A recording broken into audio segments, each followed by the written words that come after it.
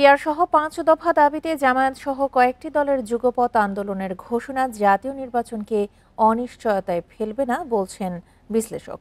জামায়াতের কর্মসূচি বিএনপি ও সমমনা দলগুলোর ওপর চাপ তৈরির কৌশল মাত্র মন্তব্য তাদের। একই সঙ্গে রাজনীতির মাঠে তাদের শক্তির জানান দেয়া ও ঐক্য তৈরির কৌশলও এটি। জুলাই গণ অভ্যুত্থানে আওয়ামী লীগ শাসনের পতনের পর সংবিধান সহ বিভিন্ন ক্ষেত্রে সংস্কারের দাবি সামনে আসে। অন্তর্বর্তী সরকার বিভিন্ন ক্ষেত্রে সংস্কার প্রস্তাব তৈরির জন্য 11টি কমিশন গঠন করে। এসব কমিশনের সুপারিশ নিয়ে রাজনৈতিক দলগুলোর মধ্যে ঐকমত্য তৈরির জন্য গঠন করা হয় জাতীয় ঐকমত্য কমিশন, যারা দলগুলোর সঙ্গে দফায় দফায় বৈঠক করছে। সংস্কারের বিভিন্ন বিষয়ে দলগুলোর একমত হওয়ার কথা বলা হলেও পিআর সহ সংবিধান সংস্কারের মূল কিছু বিষয় ও জুলাই সনদ বাস্তবায়ন প্রশ্নে বিএনপি সহ এর মিত্র কিছু দল ও জামায়াত সহ ধর্মভিত্তিক দলগুলো বিপরীতমুখী অবস্থান নিয়েছে। এমন বাস্তবতায় জুলাই সনদ বাস্তবায়ন ও পিআর পদ্ধতিতে সংসদ নির্বাচন সহ বিভিন্ন দাবিতে জামায়াত, খেলাফত মজলিস সহ ধর্মভিত্তিক 4টি দল যুগপৎ আন্দোলনের কর্মসূচি দিয়েছে। জনগণের দাবি আদায়ের জন্য গণ আন্দোলনের কোনো বিকল্প নেই। 18 সেপ্টেম্বর রাজধানী ঢাকায় সমাবেশ ও বিক্ষোভ মিছিল। বিশ্লেষকরা মনে করেন জাতীয় ঐকমত্য কমিশনে আলোচনা চলাকালে জামায়াতের রাজপথে নামার পেছনে আছে মাঠের রাজনীতিতে নিজেদের শক্তির জানান দেয়া ও সমমনা দলগুলোর সঙ্গে ঐক্য তৈরির নির্বাচনী কৌশল। অন্যান্য রাজনৈতিক দলগুলোর সাথে দর কষাকষির একটা বিষয় যেমন আছে, তেমনি সরকারের সাথেও তাদের দর কষাকষির একটা বিষয় আছে। আমি মনে করছি জামাত এই মুহূর্তে বাংলাদেশের রাজনীতিতে সবচেয়ে একটা ভালো অবস্থায় আছে। তারা এটা বোঝায় না যে তারা নির্বাচন পিছাতে যাচ্ছে, নির্বাচন ভণ্ডুল করতে যাচ্ছে বা নির্বাচনের একটা অনিশ্চয়তার পরিবেশ সৃষ্টি করতে যাচ্ছে। যুগপৎ আন্দোলনের ঘোষণা বিএনপি ও সমমনা দলগুলোর উপর চাপ তৈরির কৌশলও বলছেন বিশ্লেষকরা। অ্যাটলিস্ট সরকার যদি তারা গঠন করতে নাও পারে, বিরোধী দলের যে পজিশনটা সেটা তারা নিশ্চিত করতে চাচ্ছে। যদি জাতীয় পার্টি কোনো কারণে নির্বাচনে অংশগ্রহণ করে, উত্তরবঙ্গে তাদের এক ধরনের জনপ্রিয়তা আছে, আওয়ামী লীগ যদি সমর্থন জানায় সেক্ষেত্রে জাতীয় পার্টির বিরোধী দলের একটা পজিশন তৈরি হওয়ার সম্ভাবনা থাকে। সম্ভবত সেই জায়গাটা থেকে সরে আসার জন্য জামাত ইসলাম প্রধানত এই মুহূর্তে চাপ সৃষ্টি করছে উচ্চকক্ষে পিআর এবং জাতীয় পার্টি ব্যান করার জন্য বা জাতীয় পার্টির কার্যক্রম নিষিদ্ধ করার জন্য। বিএনপি যেহেতু এই মুহূর্তে রাজি হচ্ছে না, অর্থাৎ বিএনপিকে এই জায়গায় রাজি করানোর জন্য এক ধরনের রাজনৈতিক কৌশল। নির্বাচন নিয়ে অনিশ্চয়তা সৃষ্টি জাতির জন্য মহাবিপর্যয়ের সতর্কবার্তা এরই মধ্যে দিয়ে রেখেছে অন্তর্বর্তী সরকার। সেটা হবে জাতির জন্য একটা মহাবিপর্যয়। রেজওয়ানুল হক, ইন্ডিপেন্ডেন্ট নিউজ, ঢাকা। পিআর পদ্ধতির নির্বাচনের জন্য রাজনৈতিক দলের নয়, জনগণের সিদ্ধান্ত প্রয়োজন বলে মন্তব্য করেছেন বিএনপির স্থায়ী কমিটির সদস্য আমির খসরু মাহমুদ চৌধুরী। বুধবার বিকেলে গুলশানে ইইউ প্রতিনিধিদের সঙ্গে বৈঠক শেষে তিনি একথা জানান। এর আগে সকালে বনানীতে পিআর ইস্যুতে জামায়াতের আন্দোলন দেশকে অস্থিতিশীল করে তুলতে পারে বলেও শঙ্কার কথা জানান Amir Khasru.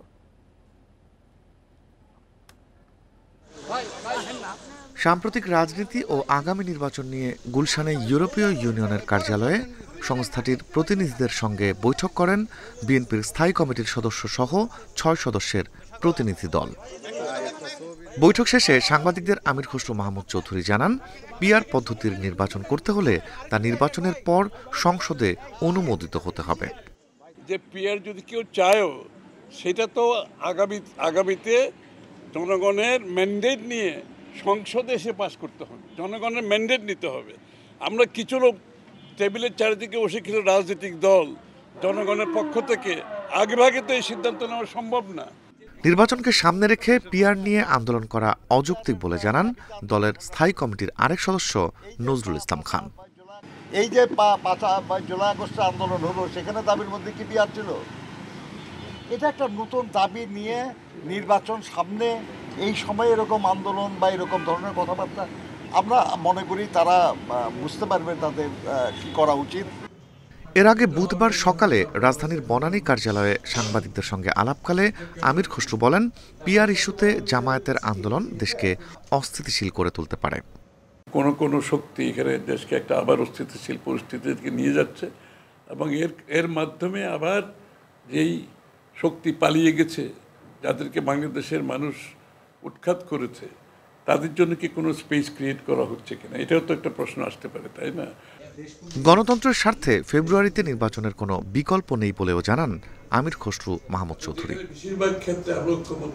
Rifat Alam, Independent News, Dhaka. July সনদ বাস্তবায়নে গণভোটের পক্ষে বিএনপি ও জামায়াত, যদিও দিনক্ষণ নিয়ে আছে দ্বিমত। এনসিপি নেতারা জানিয়েছেন এই নিয়ে দলীয় ফোরামে আলোচনার পর সিদ্ধান্ত জানাবেন। ঐকমত্য কমিশনের বুধবারের আলোচনায় সংসদ নির্বাচনের দিনে এই ভোট আয়োজনের প্রস্তাব দেন অধ্যাপক আলী রিয়াজ। চূড়ান্ত সিদ্ধান্তের জন্য অক্টোবরের শুরুতে আবারও বৈঠক হবে। বুধবারের এই বৈঠকের মাধ্যমে রাজনৈতিক দলগুলোর সঙ্গে ঐকমত্য কমিশনের তৃতীয় দফার আলোচনা শেষ হয়। জুলাই সনদ বাস্তবায়নের রূপরেখা নিয়ে চূড়ান্তভাবে একমত না হলেও কাছাকাছি পৌঁছেছে বিএনপি জামায়াত। এই বৈঠকের আগেই বিশেষজ্ঞদের সঙ্গে আলোচনা করে কমিশন। জুলাই সনদ বাস্তবায়নে তাদের দেয়া 4টি প্রস্তাব, অধ্যাদেশ জারি, নির্বাহী আদেশ, গণভোট ও বিশেষ সাংবিধানিক আদেশ নিয়ে কথা হয় দলগুলোর সঙ্গে। সবাইকে ধন্যবাদ। এর মধ্যে গণভোট বিষয়ে রাজি বিএনপি ও জামায়াত। তবে বিএনপি সংসদ নির্বাচনের দিন এই ভোট চায়, জামায়াত চায় আগেই। আর সিদ্ধান্ত জানাতে দলীয় ফোরামে আলোচনার জন্য সময় চেয়েছে এনসিপি। যারা ভোট প্রদান করবেন এমপিদেরকে, তার মধ্যে ম্যাক্সিমাম ভোটার মেজরিটি যদি এই জুলাই সনদকে স্বীকৃতি দিয়ে, এই সংস্কারগুলোকে স্বীকৃতি দিয়ে হ্যাঁ বা না বলে, সেটা একটা লেজিটিমেসি আসবে। কনস্টিটিউশনাল অর্ডারের মাধ্যমেই এটা বাস্তবায়ন করতে হবে প্রয়োজনে, এরপরে গণভোটে আমরা যেতে পারি। তবে এটা ইলেকশনের পরে নয়, অবশ্যই জাতীয় সংসদ নির্বাচনের আগেই এ ব্যাপারে গণভোট হতে হবে। এই যে নতুন যে একটা জিনিস নিয়ে এসছে, এটার ব্যাপারে কিন্তু সবাই কনভিন্স না। এটার ব্যাপারে আমাদেরকে আরও আলোচনা করতে হবে। ফলে আমাদের পজিশন হচ্ছে গণপরিষদ কাম পার্লামেন্টের যে কথাটা আমরা বলেছি, এটাই আমরা আবার পুনর্ব্যক্ত করেছি, এবং বাকি যে নতুন প্রস্তাব আজকে মাত্র আসলো, এটা নিয়ে আমরা দলীয় ফোরামে আলোচনা করব। সনদ বাস্তবায়নে সরকারকে একাধিক প্রস্তাব দেবে কমিশন। তবে গণভোটের জন্য সংসদ নির্বাচনের দিনকে যৌক্তিক মনে করছেন সহসভাপতি। যেদিন পরবর্তী জাতীয় নির্বাচন অনুষ্ঠিত হবে, সে একই সময়ে গণভোট করা যেতে পারে, এবং যেই অর্ডারের কথা তারা বলছেন কনস্টিটিউশন অর্ডার, তার মধ্যে ওই গণভোটের বিধানটি অন্তর্ভুক্ত থাকতে পারে। সনদ ইস্যুতে চূড়ান্ত সমঝোতার জন্য আবারও বৈঠক ডাকবে ঐকমত্য কমিশন। সেটি হতে পারে আগামী মাসের শুরুতে। ইমিডিয়েটলি ইফেক্টিভ হবে। Sajjad Hossain, Independent News, Dhaka. গণঅভ্যুত্থানের পর সংস্কার কার্যক্রম এবং জাতীয় নির্বাচনের মধ্য দিয়ে গণতন্ত্রের পথে বাংলাদেশের যাত্রার কথা জাতিসংঘের অধিবেশনে তুলে ধরবেন প্রধান উপদেষ্টা অধ্যাপক মোহাম্মদ ইউনূস। এবারই প্রথম 4 রাজনীতিক সরকার প্রধানের সফরসঙ্গী হচ্ছেন। বুধবার বিকেলে রাজধানীর ফরেন সার্ভিস একাডেমিতে সংবাদ সম্মেলনে এসব কথা জানান পররাষ্ট্র উপদেষ্টা তৌহিদ হোসেন। জাতিসংঘের সাধারণ পরিষদের 80তম অধিবেশনে যোগ দিতে 21 সেপ্টেম্বর যুক্তরাষ্ট্রের নিউ ইয়র্কে যাচ্ছেন প্রধান উপদেষ্টা অধ্যাপক মোহাম্মদ ইউনূস। 26 সেপ্টেম্বর মূল অধিবেশনে ভাষণ দেবেন প্রধান উপদেষ্টা। জুলাই গণ অভ্যুত্থানের পর বাংলাদেশের সংস্কার কার্যক্রম এবং অংশগ্রহণমূলক জাতীয় নির্বাচনের মাধ্যমে গণতান্ত্রিক রাষ্ট্র ব্যবস্থা গড়ে তোলার কথা বিশ্ব দরবারে তুলে ধরবেন তিনি। সরকারের বর্তমানে অন্যতম অগ্রাধিকার হল জনগণের আশাকাঙ্ক্ষার প্রতিফলন ঘটিয়ে প্রয়োজনীয় সংস্কার করা এবং সুষ্ঠুভাবে আসন্ন জাতীয় নির্বাচন আয়োজন করা। এই প্রেক্ষাপটে এবারের অধিবেশনে আমাদের কাছে একটি সুযোগ বিশ্ব দরবারের ঐকমত্যের ভিত্তিতে পরিচালিত আমাদের চলমান সংস্কার কার্যক্রম এবং গণতন্ত্র অভিমুখে আমাদের যাত্রাকে উপস্থাপন করা। প্রধান উপদেষ্টার সফরসঙ্গী হচ্ছেন বিএনপির মহাসচিব মির্জা ফখরুল ইসলাম আলমগীর, দলটির ভারপ্রাপ্ত চেয়ারম্যানের পররাষ্ট্র বিষয়ক উপদেষ্টা হুমায়ুন কবির, জামায়াতে ইসলামীর নায়েবে আমির সৈয়দ আবদুল্লাহ মোহাম্মদ তাহের ও জাতীয় নাগরিক পার্টির সদস্য সচিব আখতার হোসেন। বিশ্ব দরবারে বাংলাদেশের ঐক্যমতের প্রতিফলন ঘটাবে এ উদ্যোগ, জানালেন পররাষ্ট্র উপদেষ্টা। 4 জন রাজনীতিবিদ যাচ্ছেন। এটা করা হয়েছে কারণ যেহেতু আমরা একটা পর্যায়ের দিকে যাচ্ছি যেখানে রাজনীতিবিদদের কাছেই দেশের সার্বিক পরিচালনা ভার হস্তান্তর করা হবে, কাজে সেই হিসাবে তাদেরকে আমরা এই প্রতিনিধি দলে অংশভুক্ত করছি। নিউ ইয়র্কে বাংলাদেশের প্রতিনিধি দলের নিরাপত্তায় সর্বোচ্চ সতর্কতার কথাও জানান উপদেষ্টা। বাধা দেওয়া, স্লোগান দেওয়া, মিছিল বা ওই রাস্তাতে ডেমনস্ট্রেট করা, এগুলি কিন্তু আটকানোর কোনো রাস্তা আমাদের নেই, কারোই নেই, ওই দেশের সরকারেরও নেই। তারা এটা দিতে বাধ্য। শুধু ডেলিগেশন সদস্যদের যেন নিরাপত্তা সঠিক থাকে। আমি আসলে খুব আশঙ্কা করছি না, এই কারণে যে এনওয়াইপিডি এ ব্যাপারে নিউ ইয়র্ক পুলিশ ডিপার্টমেন্টের তারা তাদের বিস্তর অভিজ্ঞতা। 30 সেপ্টেম্বর রোহিঙ্গা ইস্যুতে জাতিসংঘের উচ্চ পর্যায়ের সভায় অংশ নেবেন প্রধান উপদেষ্টা। এছাড়া সাইডলাইনে পাকিস্তান সহ বেশ কটি দেশ ও সংস্থার প্রধানের সঙ্গে আলাদা বৈঠক করবেন। 2 অক্টোবর তার দেশে ফেরার কথা রয়েছে। নাফিজুদ্দৌলা, ইন্ডিপেন্ডেন্ট নিউজ, ঢাকা। নুরুল হক নূরের ওপর হামলার ঘটনায় স্বরাষ্ট্র উপদেষ্টা ও আইজিপির পদত্যাগ দাবি করেছেন গণ অধিকার পরিষদের সাধারণ সম্পাদক রাশেদ খান। বুধবার বিকেলে জাতীয় প্রেস ক্লাবের সামনে এক বিক্ষোভ সমাবেশে এই দাবি জানান তিনি। রাশেদ বলেন, ওই হামলার ঘটনায় স্বরাষ্ট্র উপদেষ্টা বা আইজিপি এখনও দুঃখ প্রকাশ করেননি। এতে বোঝা যায় তাদের নির্দেশেই হামলা হয়েছে। রাশেদ আরও বলেন, সরকার প্রধান ঘোষণা করলেও চিকিৎসার জন্য এখনও নূরকে দেশের বাইরে পাঠানোর ব্যবস্থা করা হয়নি। এ সময় জাতীয় পার্টি ও স্বৈরাচারের সহযোগী 14 দলের রাজনীতি নিষিদ্ধ করার দাবিও জানান রাশেদ। আপনার দায়িত্ব ছিল যারা এই ঘটনার সাথে জড়িত, যারা নির্দেশ দিয়েছে, চিহ্নিত করে তাদের বিচার করা, তাদেরকে গ্রেফতার করা। এখনো পর্যন্ত সেনাবাহিনী এবং পুলিশের যারা এই ঘটনার সাথে জড়িত, এতদিন পার হয়ে গেল, একজনকেও কেন গ্রেফতার করতে পারলেন না? শুধু শেখ হাসিনা নন, সেনা, বিজিবি ও পুলিশের যাদের বিরুদ্ধে মানবতা বিরোধী অপরাধের প্রমাণ মিলবে তাদের দৃষ্টান্তমূলক বিচারের দাবি জানিয়েছেন এনসিপির আহ্বায়ক নাহিদ ইসলাম। বুধবার বিকেলে শেখ হাসিনার বিরুদ্ধে সাক্ষ্য শেষে এই দাবি জানান তিনি। এর আগে ট্রাইব্যুনালে গণ অভ্যুত্থান দমনে শেখ হাসিনার সরকারের হত্যা ও দমনপীড়নের বর্ণনা দেন নাহিদ। ট্রাইব্যুনালে জুলাই আন্দোলন দমনে শেখ হাসিনা সহ 3 জনের নামে মানবতাবিরোধী অপরাধের মামলাকে সবচেয়ে গুরুত্বপূর্ণ মনে করা হয়। এই মামলায় সাক্ষ্য নেওয়া প্রায় শেষ। 47তম সাক্ষী হিসেবে বুধবার সাক্ষ্য দেন নাহিদ ইসলাম। প্রথম দিনে 2018 সালের কোটা আন্দোলন থেকে 24-এর গণঅভ্যুত্থানের কিছু অংশ তুলে ধরেন তিনি। জানান, নির্বিচারে হত্যা ও নির্যাতনের পরও আন্দোলন দমনে ব্যর্থ হওয়ায় ডিজিএফআইকে দিয়ে নানা হুমকি দেওয়া হয় তাদের। আন্দোলন স্থগিত করে আলোচনায় বসতে চাপ দেওয়া হয়। যখন নেমে এসেছিল পুলিশ কিন্তু নির্বিচারে গুলি চালিয়েছে সেই সময়, 18 তারিখ এবং 19 তারিখ। পাশাপাশি যোগ দিয়েছিল ছাত্রলীগ, যুবলীগ সহ আওয়ামী লীগের সন্ত্রাসীরা। মিডিয়ায় বা সাংবাদিকদের কাছে যে তথ্যটা পাঠাচ্ছিলাম এবং এত যে হত্যাযজ্ঞ চলছে সেটা কিন্তু টেলিভিশনে আসতেছিল না। দিক যে শেখ হাসিনাকে আমি বিচারের আওতায় আনতেছি, আওয়ামী লীগ এনে থাকে, একইভাবে পুলিশ সহ, মিলিটারি সহ অন্যান্য বাহিনীর যারা এই জুলাই গণঅভ্যুত্থান সহ গুমের ঘটনায় যুক্ত তাদেরকেও যাতে বিচারের আওতায় আনা হয়। কোনো বাহিনীর দেখে যাতে কেউ পার পেয়ে না যায়। গুমের ঘটনায় অনেক অভিযোগ এসেছে, আমি নিজে অভিযোগ দিয়েছি। ডিজিএফআই যেসব অফিসাররা আমাকে তুলে নিয়ে গেছে বা হেনস্থা করা হয়েছে। এর আগে আমাদের সম্পাদক মাহমুদুর রহমানকে 2 দিনের জেরা শেষ করেন শেখ হাসিনার পক্ষের আইনজীবী। তার সাক্ষ্যে আওয়ামী আমলে দমনপীড়নের বিস্তারিত উঠে আসে।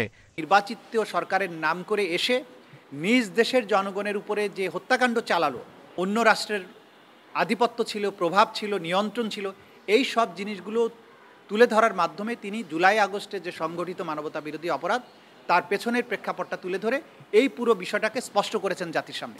বৃহস্পতিবার আবার ট্রাইব্যুনালে যাবেন নাহিদ। এরপর তদন্ত কর্মকর্তার সাক্ষ্যের মাধ্যমে শেষ হবে মামলাটির সাক্ষ্য গ্রহণ। Zahidul Bashar, Independent News, Dhaka. ডাকসু জাকসু নির্বাচন পর্যালোচনা করে চাকসু নির্বাচন করতে চায় কমিশন।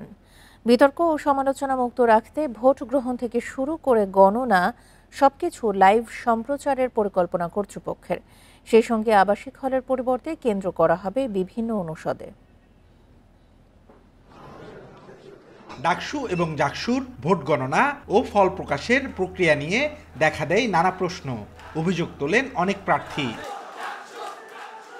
তবে চাকসু নির্বাচনে বিতর্ক ও সমালোচনা থেকে দূরে থাকতে চায় চট্টগ্রাম বিশ্ববিদ্যালয়ের প্রশাসন। ভোট দেয়া থেকে গণনা পর্যন্ত পুরো প্রক্রিয়া স্বচ্ছ রাখতে কেন্দ্রের বাইরে এলইডি পর্দায় সরাসরি সম্প্রচারের ব্যবস্থা করা হচ্ছে। চিন্তা করছি যে ভোট কেন্দ্র শুরু থেকে 8:30 থেকে গণনা অবধি পর্যন্ত নিরবিচ্ছিন্ন বাইরে এলইডির ব্যবস্থা করব, যাতে ছাত্রছাত্রীদের উৎসুক ছাত্রছাত্রীদের দেখার সুযোগ থাকে যে ভোট কেন্দ্রের ভিতরে কি হচ্ছে। আবাসিক হলের পরিবর্তে অনুষদগুলোতেই করা হচ্ছে ভোট কেন্দ্র। ২৭,৬৩৪ জন ভোটারের জন্য কেন্দ্র থাকবে ১৪টি। ভোট গ্রহণ সহজ করতে ও অনাবাসিক শিক্ষার্থীদের কথা মাথায় রেখেই এমন বন্দোবস্ত বলছে নির্বাচন কমিশন। আমাদের প্রার্থীতা পাওয়ার পরে তারপরে আমরা বুঝবো যে আমাদের কত স্টুডেন্ট কয়টার জন্য কয়টা ব্যালট লাগবে, সেই ব্যালটগুলো আমরা ইন্ডিভিজুয়াল করে ফেলবো। তখন কি হবে, সর্টিং করতে সহজ হবে এবং ভোট গণনা তাড়াতাড়ি হবে। সবশেষ চাকসু নির্বাচন হয় ১৯৯০ সালে। ৩৪ বছর পর এবার ১২ই অক্টোবর অনুষ্ঠিত হবে ভোট। Abdullah Rakib, Independent News, Chattogram. চাকসু নির্বাচন নিয়ে আরো জানাতে চট্টগ্রাম থেকে যোগ দিয়েছেন আমাদের সহকর্মী অনুপম শীল। অনুপম, আগামী 12ই অক্টোবর তো চাকসু নির্বাচন অনুষ্ঠিত হতে যাচ্ছে এবং পূর্ব অভিজ্ঞতা যেমন ডাকসু এবং জাকসু নির্বাচনের অভিজ্ঞতার আলোকে এই নির্বাচনকে স্বচ্ছ করার জন্য নানা পরিকল্পনা হাতে নেওয়ার কথা বলা হচ্ছে। এখন পর্যন্ত সবশেষ কি অবস্থা দেখতে পাচ্ছেন, আর নির্বাচনী আমেজ কতটা দেখা যাচ্ছে? প্রথমত প্রায় ৩.৫ দশক পরে চট্টগ্রাম বিশ্ববিদ্যালয়ে যে কেন্দ্রীয় ছাত্র সংসদ নির্বাচন সেটি হতে যাচ্ছে এবং এটিকে ঘিরে ব্যাপক যে একটি উৎসবমুখর পরিবেশ সেটি আমরা কিন্তু একেবারে রোডম্যাপ ঘোষণার পরদিন থেকেই দেখছি। সামগ্রিকভাবে আজকে ইতিমধ্যে একদিন মনোনয়নপত্র জমা দেওয়ার একদিন সময় বাড়ানো হয়েছে এবং আজকে মনোনয়নপত্র জমা দেওয়ার সর্বশেষ দিন এবং ইতিমধ্যে আমরা গতকালকেও দেখেছি যে বেশ উৎসাহ উদ্দীপনার মধ্যে দিয়ে মনোনয়নপত্র সংগ্রহ এখন জমা দেওয়ার কাজটি শিক্ষার্থীরা করেছেন, যারা বিভিন্ন হল সংসদ এবং কেন্দ্রীয় সংসদে যারা নির্বাচিত অর্থাৎ নির্বাচনে করছেন। আর আজকে ছাত্রদলের পক্ষ থেকে এবং ইসলামী ছাত্র শিবিরের পক্ষ থেকে বিশ্ববিদ্যালয়ে তাদের স্ব প্যানেল ঘোষণা করা হবে। দুপুর 12টায় ছাত্রদল এবং 2:30টায় ছাত্র শিবির এই প্যানেল ঘোষণা করবেন। তবে আপনি যে প্রশ্নটি আরেকটি বলছিলেন যে ডাকসু এবং জাকসুর যে ভুল বা সীমাবদ্ধতাগুলো সেগুলো অতিক্রম করে আসলে ঠিক কী পদ্ধতিতে এখানে নির্বাচন প্রক্রিয়া নিয়ে আলোচনা চলছে। আমরা নির্বাচন কমিশনের সাথে কথা বলে যেটি তারা কিন্তু প্রতিনিধি পাঠিয়েছিলেন এই দুটি নির্বাচনে কী ধরনের সীমাবদ্ধতা সেখানে আছে বা কি করলে আরেকটু সহজ হয়। সেক্ষেত্রে প্রাথমিকভাবে আমাদেরকে নির্বাচন কমিশন যেটা বলছেন যে জাকসু এবং জাকসুর ক্ষেত্রে হলগুলোতে ভোট নেওয়ার কার্যক্রম চললেও এই চট্টগ্রাম বিশ্ববিদ্যালয়ে ফ্যাকাল্টিগুলোতে এই ভোট নেওয়ার কার্যক্রমটি চলবে, যাতে একসাথে বেশ বড় জায়গা জুড়ে অনেকগুলো বুথে এই ভোটটি নেওয়া যায়। আর দ্বিতীয়ত হচ্ছে যেহেতু এই ব্যালট পেপারগুলো ওএমআর ব্যালট পেপারগুলো আলাদা আলাদা পদের জন্য প্রথমে যে ভোট ব্যালট বাক্স থেকে খুলে আলাদা করতে একটি লম্বা সময় লাগে, সেজন্য চট্টগ্রাম চাকসু নির্বাচন কমিশন চিন্তা করছে আলাদা আলাদা পদের জন্য আলাদা আলাদা ভোটের বাক্স থাকবে এবং সেই যাতে করে এই ব্যালট পেপারগুলোকে আলাদা করতে বেশি সময় না লাগে। তো এই ধরনের আরও বেশ কিছু বিষয় নিয়ে পরিকল্পনা হচ্ছে এখানে, যাতে দ্রুততম সময়ের মধ্যে ভোটের রেজাল্টে অন্তত দেওয়া যায় এবং এখানে ওএমআর সিটে ভোট হবে, সেক্ষেত্রে মেশিনে এই ভোট গণনা করা হবে বলে আমাদেরকে জানিয়েছে। এবং তারা যেটি বলছেন যে জাকসু এবং ডাকসুর ক্ষেত্রে যে সময় লাগার যে বিষয়টি সেটি হয়তো তারা এখানে কমিয়ে আনতে পারবেন। এছাড়া আচরণবিধি বা অন্যান্য বিষয়গুলোতেও তারা কিছুটা ইম্প্রোভাইজেশনের চেষ্টা করছেন। চাকসু নির্বাচনের এখন পর্যন্ত সবশেষ তথ্য নিয়ে জানাচ্ছিলেন আমাদের সহকর্মী অনুপম শীল। ডাকসু নির্বাচনের প্রার্থীর সর্বোচ্চ ব্যয়ের পরিমাণ নির্ধারিত না থাকায় উদ্বেগ জানিয়েছেন বেশ কিছু প্রার্থী। ছাত্রদল নেতাদের অভিযোগ, উপহার, খাওয়া সহ নানাভাবে অর্থ ব্যয় করে নির্বাচনের সুবিধা নিতে চাইছে ছাত্র শিবির সমর্থিত প্যানেল। তবে এসব অভিযোগ ভিত্তিহীন দাবি শিবিরের। বিশ্লেষকরা বলছেন, সব নির্বাচনেই প্রার্থীদের ব্যয়ের সর্বোচ্চ সীমা নির্ধারণ করা উচিত। দীর্ঘ ৩৫ বছর পর রাজশাহী বিশ্ববিদ্যালয় কেন্দ্রীয় ছাত্র সংসদ নির্বাচন ঘিরে ক্যাম্পাসে উৎসবের আমেজ। সকাল থেকে রাত পর্যন্ত চলছে জমজমাট প্রচারণা।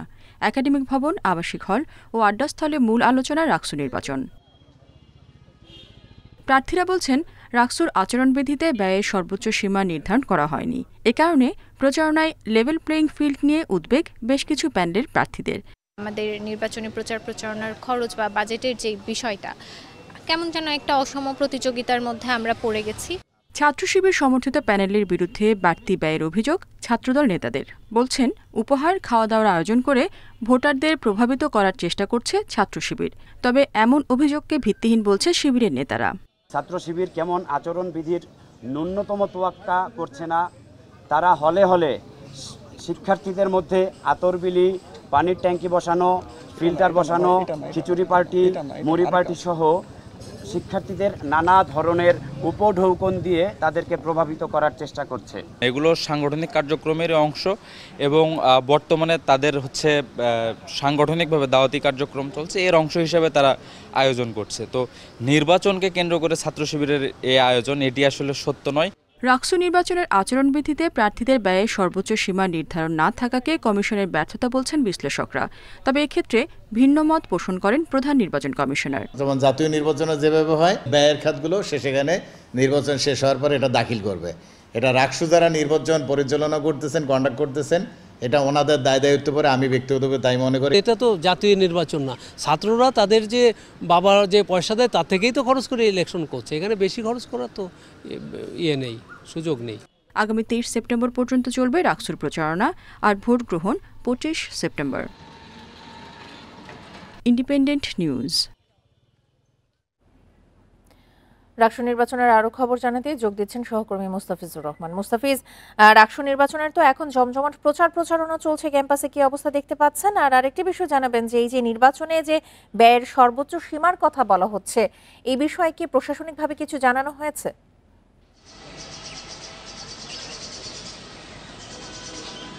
দেখুন, প্রথমে বলি যে রাকসু নির্বাচনের প্রচারণায় এখন জমজমাট বলা যেতে পারে এবং চারিদিকে আমরা দেখছি উৎসবের আমেজ, অর্থাৎ নির্বাচনী উৎসবের আমেজ।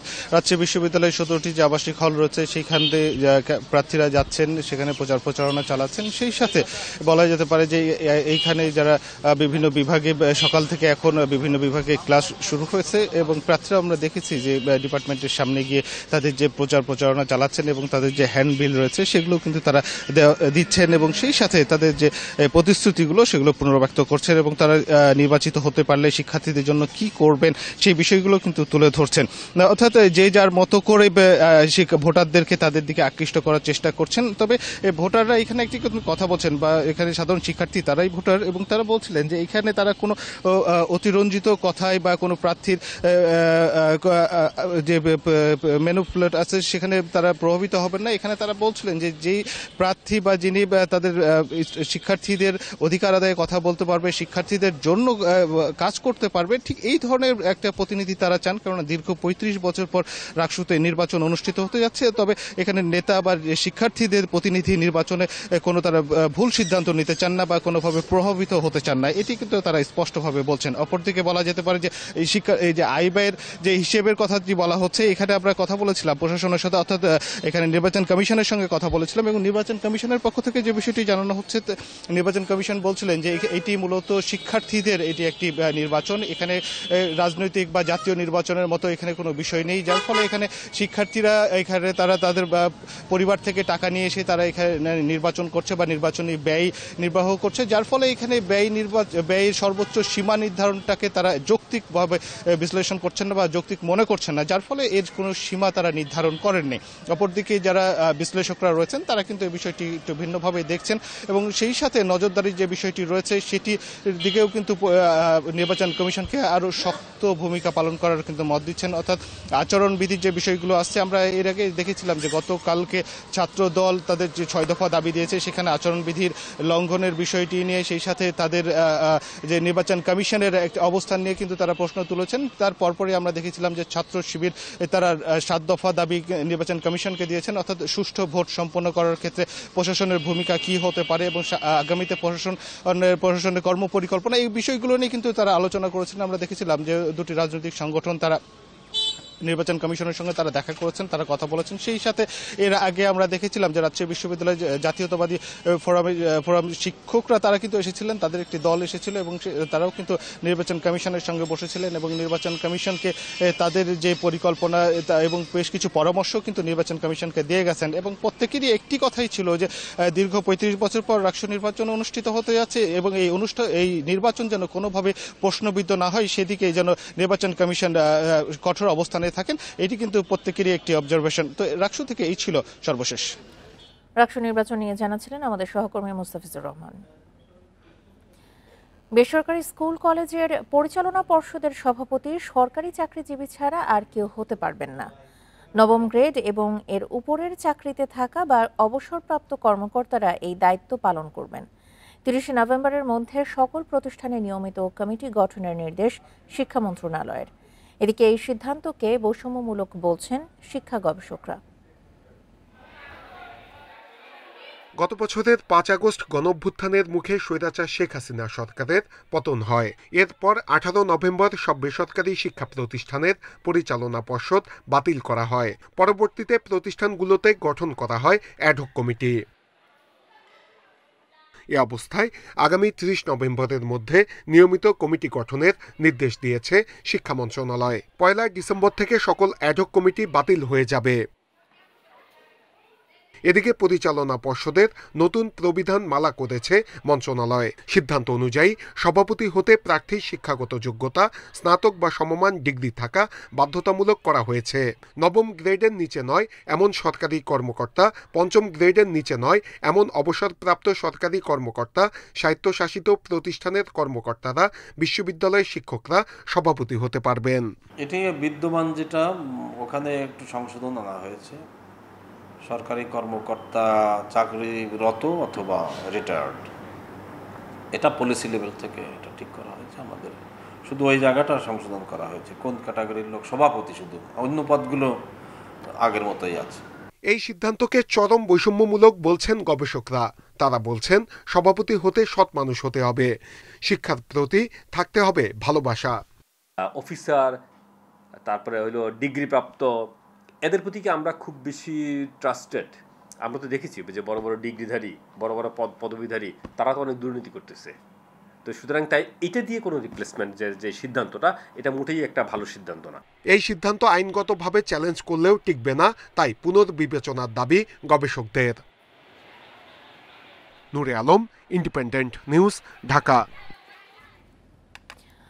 প্রকৌশলী এবং ডিপ্লোমা প্রকৌশলীদের দাবি পর্যালোচনায় 6 সদস্যের কমিটি গঠন করেছে সরকার। তাই আর কোনো আন্দোলন কর্মসূচি না দেওয়ার আশ্বাস দিয়েছেন শিক্ষার্থীরা। বুধবার দুপুরে সচিবালয়ে প্রকৌশলী, বিএসসি ও ডিপ্লোমাধারীদের পেশাগত দাবির যৌক্তিকতা নিরীক্ষায় গঠিত কমিটির বৈঠক হয়। পরে বিদ্যুৎ ও জ্বালানি উপদেষ্টা ফাজুল কবির খান জানান, বিএসসি ডিগ্রিধারীদের 3টি ও ডিপ্লোমাধারীদের 7টি দাবি রয়েছে। দাবি পর্যালোচনা করতে ইনস্টিটিউটের একজন প্রতিনিধি, একজন শিক্ষক ও একজন আন্দোলনকারী সহ 6 সদস্যের কমিটি হয়েছে। তারা দাবিগুলোর ঐকমত্য আনার চেষ্টা করবে। তদন্ত কমিটির সুপারিশ না আসা পর্যন্ত কোনো আন্দোলন বা কর্মসূচি না দেওয়ার কথা জানিয়েছেন শিক্ষার্থীরা।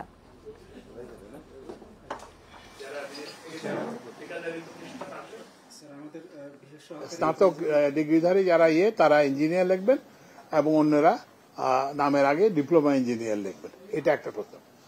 আরেকটা প্রস্তাব হচ্ছে যে নামের আগে কেউ কিছু লিখবেন না, নামের পরে লিখবেন। আর হচ্ছে যে আরেকটা হচ্ছে যে তৃতীয় প্রস্তাব হচ্ছে যে কিছুই লিখবেন না। ওনারা প্রতিশ্রুতি দিয়ে গেছেন যে আজকে থেকে আর কোনো আন্দোলন হবে না। গ্যাস সংযোগ আছে, তারপরও রান্না করতে হচ্ছে লাকড়ির চুলা বা সিলিন্ডার গ্যাস দিয়ে। 4 বছর ধরে গ্যাস সংকটে ভুগছে ড্যামরার ডগাইর নতুন পাড়ার বাসিন্দারা। তারা বলছেন কয়েক মাস ধরে একেবারেই চুলা জ্বলছে না। গ্যাস সরবরাহ কম, তাই এই সংকট জবাব তিতাসের।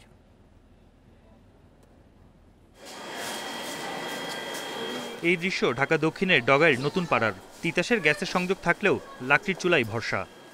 গ্যাসের লাইন তো আছে, গ্যাস তো আমরা পাই না, এজন্য আমরা লাকড়িতে রান্না করতে হইতাছে। উত্তর ডগের পাড়ায় প্রায় 400 বাসাবাড়ি রয়েছে। প্রতিটি বাসায় তিতাসের গ্যাস সংযোগ রয়েছে, কিন্তু রান্নায় ব্যবহার করতে হচ্ছে এলপিজি, লাকড়ি বা ইলেকট্রিক চুলা। এতে ক্ষোভ জানান বাসিন্দারা। লাকড়িতে রান্না করি অথবা গ্যাসের সিলিন্ডার আনছি, আবার আমরা এভাবে কষ্ট করে 3-4 মাস ধরে চলতেছে। এর আগে তো যা একটু ছিল, এখন বিগত 4-5 মাস ধরে মোটে চুলোই চলে না, চুলোয় জং পড়ে গেছে। 4 বছর ধরে আমাদের এখানে কোনো গ্যাস নেই, শুধু রাতের বেলা একটা টাইমে আসে, 2 থেকে 1 ঘন্টা বা 2 ঘন্টা বা 3 ঘন্টা। আর 1 বছর ধরে তো একেবারেই নেই, যে একেবারেই আমরা পাচ্ছি না। গ্যাস আছে, বিল দিচ্ছি, কিন্তু আমরা গ্যাস পাচ্ছি না। এই এলাকায় বসবাসকারীদের তিতাসের বিল দিতে হচ্ছে, পাশাপাশি প্রতি মাসে বাড়তি 2 থেকে 3 হাজার টাকা গুনতে হচ্ছে। 4,000 টাকা বিল দেওয়া লাগে এই সিলিন্ডারে, ওই গ্যাস বিল প্রতি মাসে দিতেছি। এইটারে যদি আমাদের গ্যাস না দেয়, আমাদের বইলার দেও এই সরকার যে আমরা গ্যাস দিব না, আমাদের বিল জানি বন্ধ করে দেয়। আমাকে তো গ্যাসের দরকার হয়, গ্যাস দেখ আমাকে, আর নাইলে আমাকে গ্যাসের বিল নেওয়া বন্ধ করে দেখ, আমাকে এটুকি কথা। আগে যা হয় আমরা রাত্রে গ্যাস পেতাম, তখন মহিলারা কষ্ট মষ্ট করে পাকটাক করতো। এখন বেশ কিছুদিন যাবত আমরা দিন রাতে কখনো গ্যাস পাই না। গ্রিডে গ্যাস সরবরাহ কম থাকায় এমন অবস্থা, বলছে তিতাস কর্তৃপক্ষ।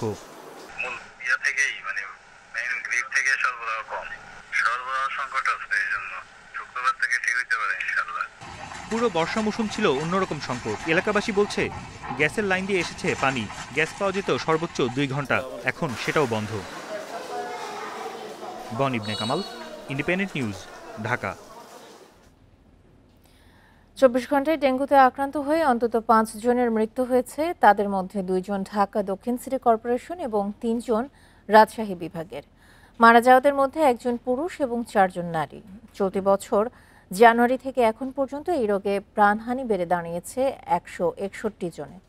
বুধবার স্বাস্থ্য অধিদপ্তরের প্রেস বিজ্ঞপ্তিতে এসব তথ্য জানানো হয়েছে। বিজ্ঞপ্তিতে আরও বলা হয়, 24 ঘন্টায় হাসপাতালে ভর্তি হয়েছেন 622 জন রোগী। তাদের মধ্যে 36% নারী এবং 64% পুরুষ। ডেঙ্গু আক্রান্ত হয়ে জানুয়ারি থেকে এই পর্যন্ত 39,814 জন হাসপাতালে ভর্তি হয়েছেন। এদিকে 24 ঘন্টায় সারা দেশের বিভিন্ন হাসপাতাল থেকে ছাড়পত্র পেয়েছেন 508 জন। আর জানুয়ারি থেকে এখন পর্যন্ত ছাড়পত্র পেয়েছেন মোট 37,688 জন।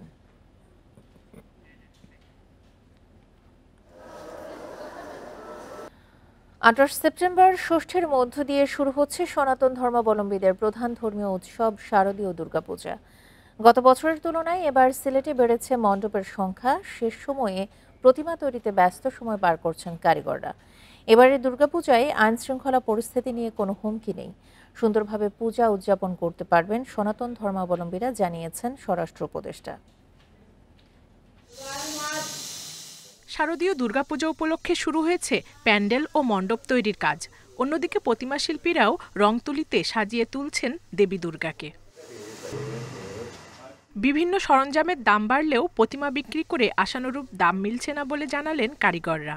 পরিশ্রম হয় আর কাজ মানে যে তুলনায় কাজ করা হয় সে তুলনায় আমরা পারিশ্রমিকটা সেভাবে পাই না। খাটনি হয় আমাদের, ঠিক আছে, এই অনুযায়ী আমরা কিন্তু পরিশ্রমের অনুযায়ী আমাদের টাকা পাই না, ঠিক আছে। আর রাত দিন 24 ঘন্টা খাটতেছি। দেখেন, এই যে সকাল থেকে বেচবো আমরা, ঠিক আছে, রাত ভোরে কাজ করব, রাত 4টা-5টা পর্যন্ত কাজ করি। গেল বছর সিলেটে 593টি মণ্ডপে পূজা হলেও এবার তা বেড়ে দাঁড়িয়েছে 618টি।